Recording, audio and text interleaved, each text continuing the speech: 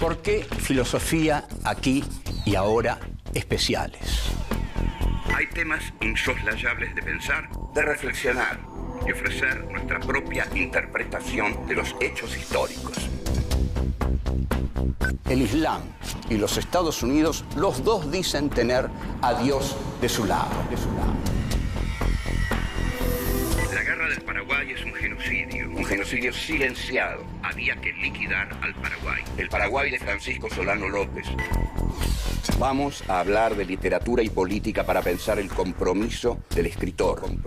Los ejemplos de Sartre, Rodolfo Walsh, como el Eternauta de Oestergel que dice: desde ahora estamos solos, completamente solos. ¿Quiénes pensaron la Argentina de otra manera? John William Cook. El peronismo es el hecho maldito del país burgués. Raúl Scalabrini Ortiz Queda en el recuerdo de todos como uno de los principales representantes del pensamiento nacional y popular. El imperativo más profundo que tenemos: pensar por nosotros mismos. Filosofía aquí y ahora especiales. Literatura y política. Rodolfo Walsh. 1. Hay un fusilado que vive. 2. El pueblo está solo.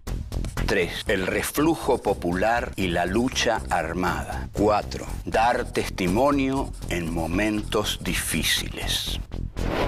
1. Hay un fusilado que vive. Rodolfo Walsh es una de las figuras más perfectas del escritor comprometido en la Argentina.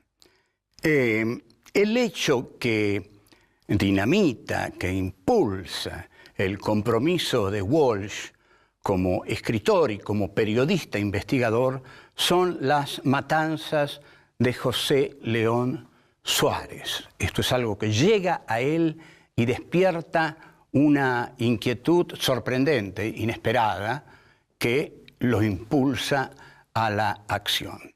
Los fusilamientos de 1956 en José León Suárez fueron consecuencia del levantamiento del general Valle también en 1956. Walsh decide investigar este hecho porque sabe que algo muy oscuro, muy turbio, muy cruel, se esconde detrás de ese levantamiento de Valle. Algo clandestino que hay que investigar cuidadosamente. Entonces, esta investigación toma el cuerpo finalmente del libro famoso hoy, es un libro que es ejemplo del periodismo de investigación, que es Operación Masacre. Operación Masacre inaugura un nuevo género que también, sin conocer a Walsh, habrá de inaugurar en Estados Unidos Truman Capote con su novela sobre A Sangre Fría, sobre el asesinato de esa familia a manos de dos jóvenes asesinos. Walsh narra frente a una cerveza, pensativo, y alguien se le acerca y le dice: hay un fusilado que vive. Es decir, uno de los fusilados de José León Suárez no ha muerto, vive. A partir de ese momento, Rodolfo Walsh no puede pensar en otra cosa, como todo auténtico creador, como todo auténtico investigador, periodista y hasta humanista. ¿Quién es ese fusilado? ¿Dónde está? ¿Cómo encontrarlo? Este es un nuevo compromiso en Walsh, porque Walsh antes escribía ficciones policiales clásicas. La ficción policial clásica es la que nace en Inglaterra como la novela policial de enigma, que su clásico más perfecto es el de Arthur Conan Doyle, Sherlock Holmes. Todos ustedes conocen a Sherlock Holmes, se han hecho más películas de Sherlock Holmes que de Drácula. El primer libro de Walsh, que escribía mucho en las revistas Leoplan y Belea, se llama Variaciones en Rojo. Hay tres cuentos largos, tres novelas, que componen Variaciones en Rojo. Ellos son La aventura de las pruebas de imprenta, Variaciones en Rojo y Asesinato a distancia. El protagonista es Daniel Hernández, que es un héroe de Walsh, y en verdad Walsh no va a recordar con cariño estos cuentos, porque para él estos cuentos son como un juego de la imaginación que nada tiene que ver con la realidad. En cambio, la tarea que se propone hacer ahora con la novela de non-fiction que va a escribir, Operación Masacre, sí tiene que ver con la realidad y es su pasaje al policial negro. Policial negro es el policial a la norteamericana, cuyos grandes maestros fueron Dashiell Hammett y Raymond Chandler, con sus detectives Sam Spade y Philip Marlowe. En los 70, Walsh toma un compromiso distinto y entra en la organización armada Montoneros. Ahí es muy bien recibido y juega el papel del hombre más culto e inteligente de la organización, a quien le dicen el profesor Neurus. Le dicen el profesor Neurus, que es un personaje de historieta, precisamente por su gran inteligencia. Ya vuelvo. 2. El pueblo está solo. Nos vamos a ocupar de uno de los más importantes cuentos de Rodolfo Walsh, que lleva por título Un oscuro día de justicia. En 1967 Walsh ya lo tenía terminado y no es casual la fecha, porque en 1967 muere en la escuelita de La Higuera Ernesto Che Guevara, que es uno de los símbolos del héroe que va a venir desde afuera a salvar al pueblo. Y esta es la idea que Walsh quiere refutar en Un oscuro día de justicia, que se publica entonces en 1973, cuando está por regresar Perón. O sea, el mensaje de Walsh, el pueblo debe salvar al pueblo, digamos, por tomar una consigna de la época, es justamente ese: no confiar en los líderes providenciales. El pueblo tiene en sí toda la potencia y toda la garra para salvarse a sí mismo. La historia de Un oscuro día de justicia pasa en un internado irlandés. En ese internado no se vive una vida fácil, porque hay un terrible celador que se llama Gielty, y Gielty se pone sádico, malvado, con un chico de apellido Collins.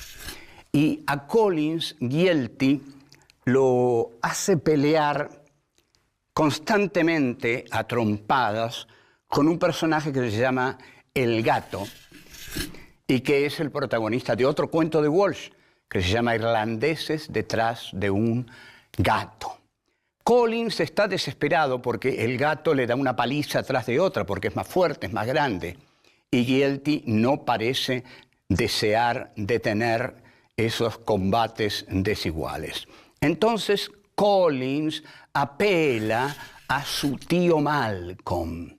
Y el tío Malcolm es una figura mítica, lejana, y Collins le escribe y le dice: tío Malcolm, creo que si él me pega otra vez, me voy a morir. De modo que la carta que le envía al tío Malcolm es totalmente dramática, extrema. Me voy a morir. ¿Qué le pide entonces al tío Malcolm? Que venga a salvarlo. Aquí vemos la figura, ya aparecer la figura del líder que va a venir de afuera a salvar al pueblo, en este caso representado por Collins, pero luego por todos los internados. Malcolm le responde en una carta que pareciera más imaginada por Collins que escrita por Malcolm, en una carta en la cual dice: el domingo iré, trompearé al celador guilty hasta la muerte. Que eso es exactamente lo que Collins quiere, que lo trompee hasta la muerte y lo libere del celador guilty. Todos quieren eso, todo el internado. Todos entonces empiezan a esperar al tío Malcolm. Y a todo Walsh le llama el pueblo, desde el comienzo del cuento. Por fin llega Malcolm, todos aplauden, llega Malcolm, aquí está Malcolm. Malcolm, con los brazos abiertos, responde al clamor de la multitud, que son los internados justamente los internados del internado irlandés. En un primer momento, Malcolm vence al celador guilty y todos lo festejan y lo aclaman. Pero Malcolm se da vuelta y se enfrenta a ellos y festeja su triunfo, saludándolos, a tal punto que le da la espalda al celador guilty, quien, aprovechando esta circunstancia, le da un mazazo terrible que da por tierra con el tío Malcolm. Entonces, cuando el tío Malcolm cae y cuando guilty se retira, el pueblo se da cuenta de que está solo y que debe pelear por sí mismo. Nadie va a pelear por mí, dice el pueblo. Yo, el pueblo, tengo que pelear por mí mismo. No debo esperar líderes providenciales, porque toda posible liberación está en mis manos.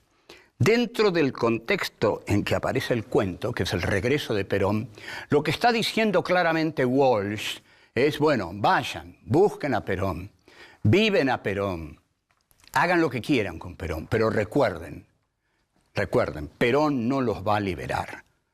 Nos vamos a liberar solos.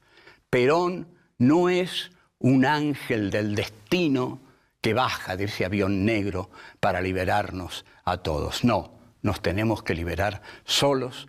La causa de nuestra propia liberación está en nuestras propias manos. Vuelvo. 3. El reflujo popular y la lucha armada.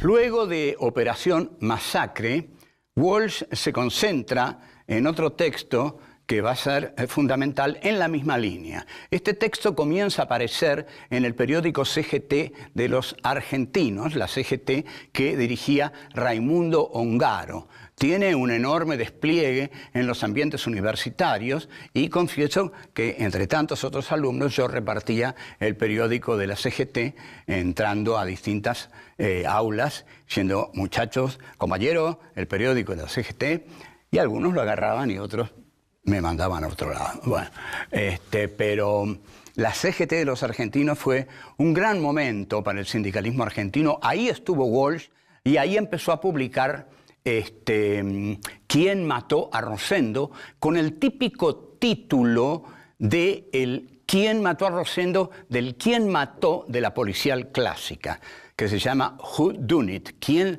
lo hizo? Es de 1968 y es un texto en el que opone al bandorismo, un texto opuesto al bandorismo. En ese momento Bandor representaba para los sectores revolucionarios del peronismo el ala conciliadora, el ala negociadora, el ala pactista, el ala burocrática, en fin, lo peor.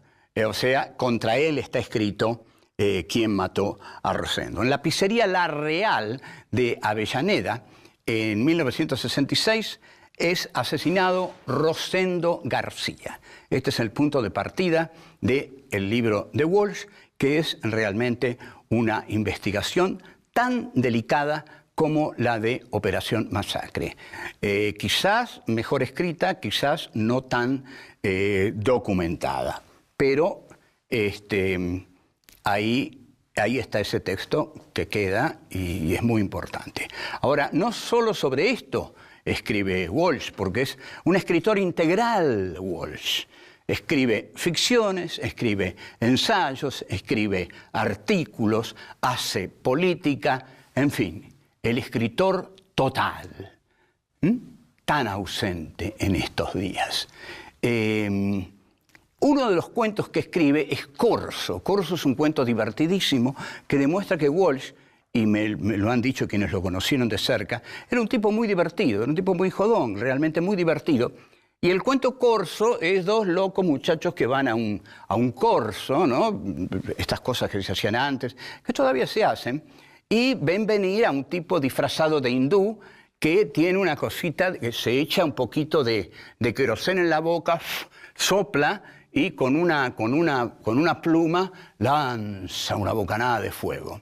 Entonces se consiguen una pluma igual a la del hindú, algo así, y cuando el hindú pasa frente al palco del gobernador de la ciudad y se tira más que nunca querosene para largar su bocanada de fuego más potente, uno de los dos atorrantes estos con la pluma le hace cosquillas en los genitales. Y este se quema vivo porque se traga todo el queroseno y se incendia por dentro. Y Walsh dice, ya no hablaba más en el idioma, porque el hindú iba hablando y dice, ya no hablaba más en el idioma, ahora decía, la puta que te parió, decía. Y bueno, el cuento es muy gracioso y tiene una página y media. Walsh pudo seguir dando grandes obras maestras a la literatura argentina que tanto, tanto las necesita, pero su militancia en Montoneros lo devoró por completo. Perón muere en 1974 y a partir de ahí comienza una violencia de aparatos entre Montoneros, que pasa a la clandestinidad, y las bandas clandestinas del gobierno de Isabel Perón. Walsh señala que ante el reflujo popular no puede haber violencia, algo tan elemental que cualquiera lo debió haber entendido. Cualquiera lo debió haber entendido. Pero bueno, no se entendió. En este sentido discute con la cúpula de Montoneros. La discusión es muy fácil. Si nosotros entramos al peronismo para contar con las masas del peronismo, o sea, para que la violencia del aparato montonero, del aparato armado, estuviera anclada en las masas peronistas, que tuviera como base las masas peronistas, ahora que no están las masas peronistas, que las masas peronistas se han vuelto sobre sí mismas, y han vuelto a sus casas, porque nada más alejado de las masas que la violencia de las metralletas. Ahora, dice Walsh, hay que también recluirse. El reflujo de las masas debe ser nuestro reflujo. No le hacen caso, continúan, y la represión de la dictadura se hace cada vez más feroz. Walsh rompe con los montoneros, mientras los montoneros inauguran el partido montonero en Italia con cámaras de televisión, con reportajes, el humilde profesor Rodolfo Walsh, profesor de inglés, se va a San Vicente disfrazado de profesor de inglés. Crea, antes de eso, Ancla, la agencia clandestina de noticias, que es una formidable usina de información de las atrocidades que pasan. Las atrocidades que pasan eran conocidas por todos, pero no hasta tal extremo. Pocos llegaron a adivinar la inmensidad del horror y de la crueldad.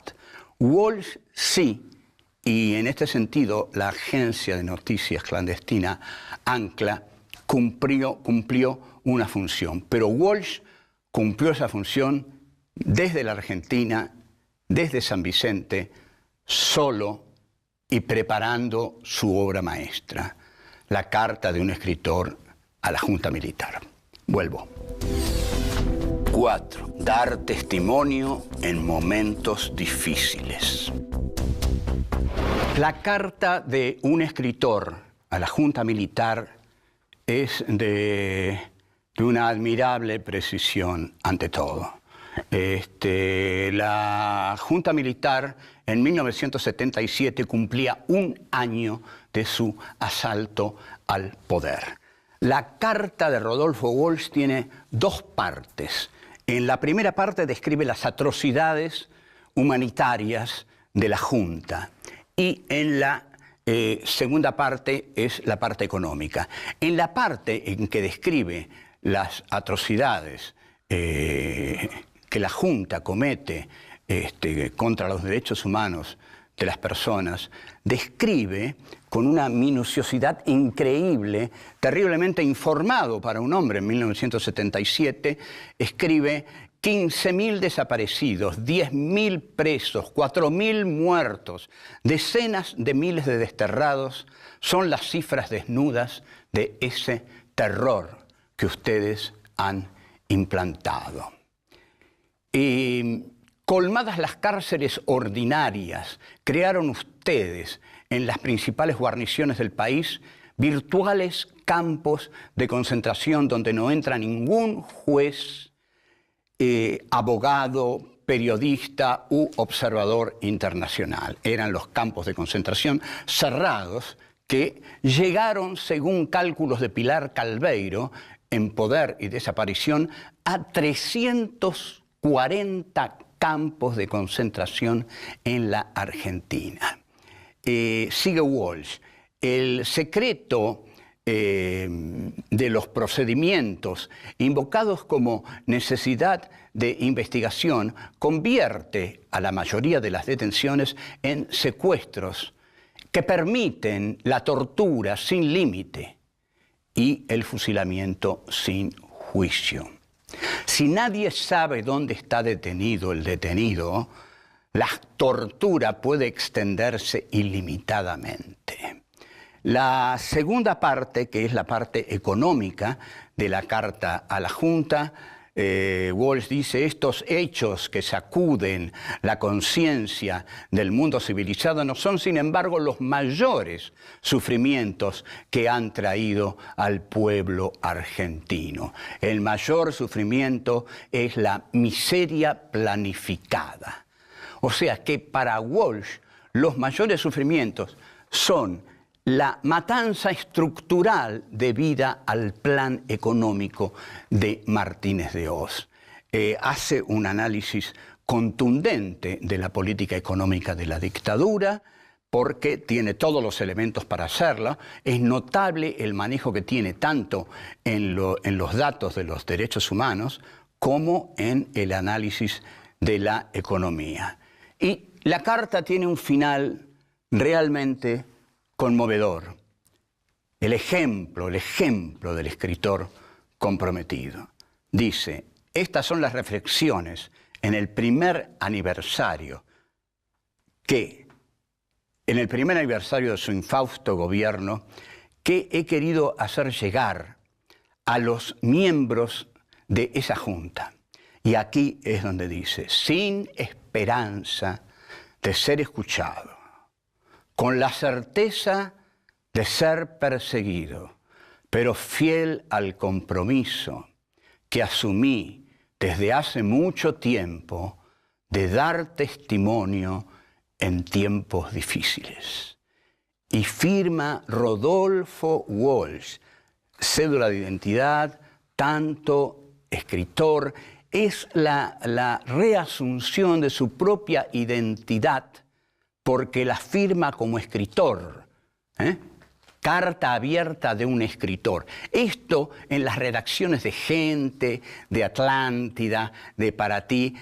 Esta carta en manos de esos miserables periodistas era motivo de jarana, de risa. Mírenlo al loco este, cree que va a derrocar a los militares con esta cartita. Bueno, la cartita permanece y los militares van presos.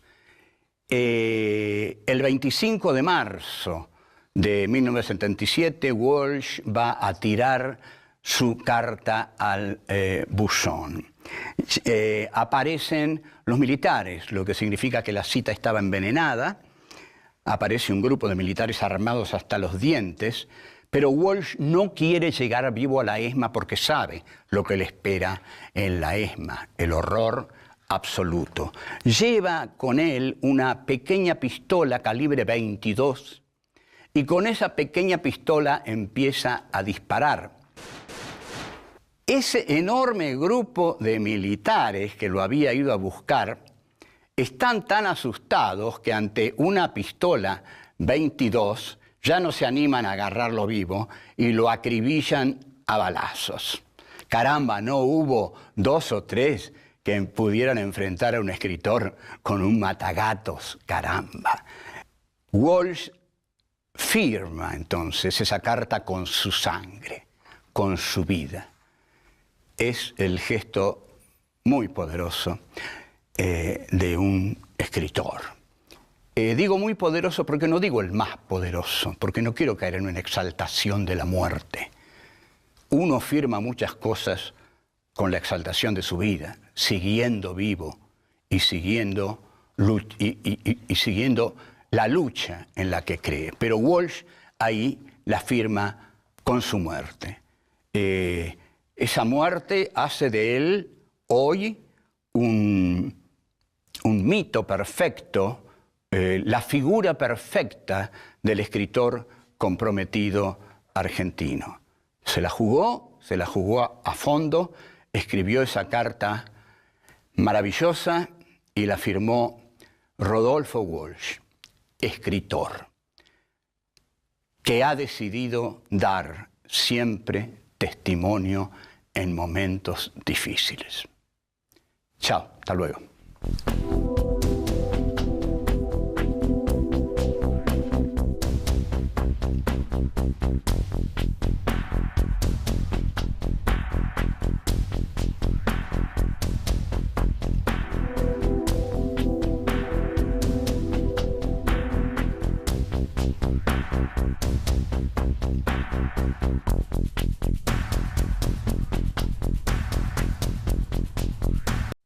¿Por qué filosofía aquí y ahora especiales? Hay temas insoslayables de pensar, de reflexionar y ofrecer nuestra propia interpretación de los hechos históricos. El Islam y los Estados Unidos, los dos dicen tener a Dios de su lado. La guerra del Paraguay es un genocidio silenciado. Había que liquidar al Paraguay. El Paraguay de Francisco Solano López. Vamos a hablar de literatura y política para pensar el compromiso del escritor. Los ejemplos de Sartre, Rodolfo Walsh, como el Eternauta de Oestergel que dice: desde ahora estamos solos, completamente solos. ¿Quiénes pensaron la Argentina de otra manera? John Walsh habrá de inaugurar en Estados Unidos Truman Capote con su novela sobre A Sangre Fría, sobre el asesinato de esa familia a manos de 2 jóvenes asesinos. Walsh narra frente a una cerveza, pensativo, y alguien se le acerca y le dice: hay un fusilado que vive. Es decir, uno de los fusilados de José León Suárez no ha muerto, vive. A partir de ese momento, Rodolfo Walsh no puede pensar en otra cosa como todo auténtico creador, como todo auténtico investigador, periodista y hasta humanista. ¿Quién es en 1956? Walsh decide investigar este hecho porque sabe que algo muy oscuro, muy turbio, muy cruel, se esconde detrás de ese levantamiento de Valle. Algo clandestino que hay que investigar cuidadosamente. Entonces, esta investigación toma el cuerpo finalmente del libro famoso hoy, es un libro que es ejemplo del periodismo de investigación, que es Operación Masacre. Operación Masacre inaugura un nuevo género que también, sin conocer a William Cook. El peronismo es el hecho maldito del país burgués. Raúl Scalabrini Ortiz queda en el recuerdo de todos como uno de los principales representantes del pensamiento nacional y popular. El imperativo más profundo que tenemos: pensar por nosotros mismos. Por nosotros mismos. Filosofía aquí y ahora especiales. Literatura y política. Rodolfo Walsh. 1. Hay un fusilado que vive. 2. El pueblo está solo. 3. El reflujo popular y la lucha armada. 4. Dar testimonio en momentos difíciles. 1. Hay un fusilado que vive. Rodolfo Walsh es una de las figuras más perfectas del escritor comprometido en la Argentina.